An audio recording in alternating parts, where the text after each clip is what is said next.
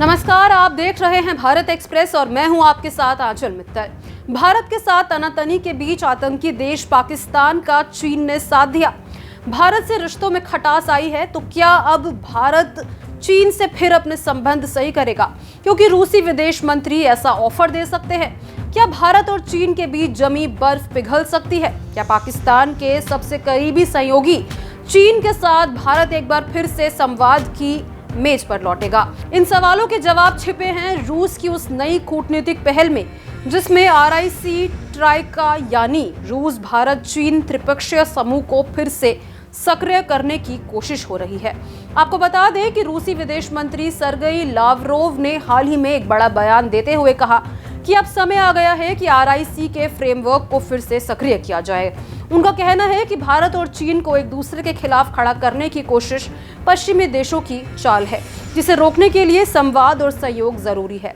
Lavrov की पहल ऐसे समय में आई है जब भारत और चीन के बीच रिश्ते नाजुक दौर से गुजर रहे हैं।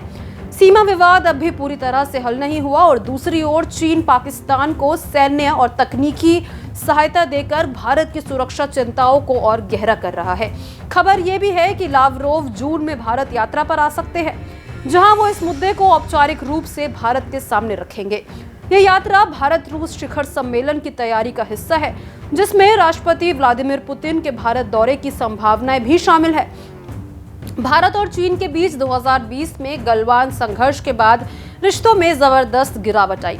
सीमा पर तनाव, व्यापारिक अविश्वास और रणनीतिक दूरी ने दोनों देशों को आमने सामने खड़ा कर दिया है। इस बीच चीन का पाकिस्तान के साथ बढ़ता सैन्य सहयोग भारत के लिए और भी चिंता का विषय बना हुआ है। यूक्रेन युद्ध के चलते रूस पश्चिमी देशों से कट चुका है और उसे अब एशिया में अपने पुराने सहयोगियों की सख्त जरूरत है। भारत और चीन दोनों रूस के लिए रणनीतिक रूप से अहम है। RIC को दोबारा सक्रिय करके रूस चाहता है कि तीनों देश मिलकर पश्चिमी दबाव का मुकाबला करें। हालांकि भारत के लिए ये प्रस्ताव आसान नहीं है। चीन ने न सिर्फ LAC पर स्थिति को बिगाड़ा, बल्कि पाकिस्तान को लगातार समर्थन देकर भारत की सुरक्षा चिंताओं को बढ़ाया है। ऐसे में रूस के ऑफर को भारत सतर्कता से देख रहा है।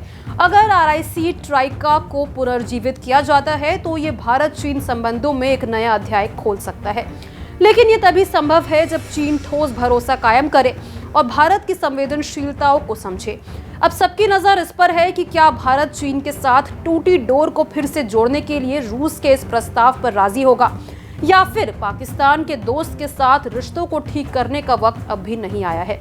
इसको लेकर आप क्या राय रखते हैं? कमेंट बॉक्स में जरूर शेयर करें।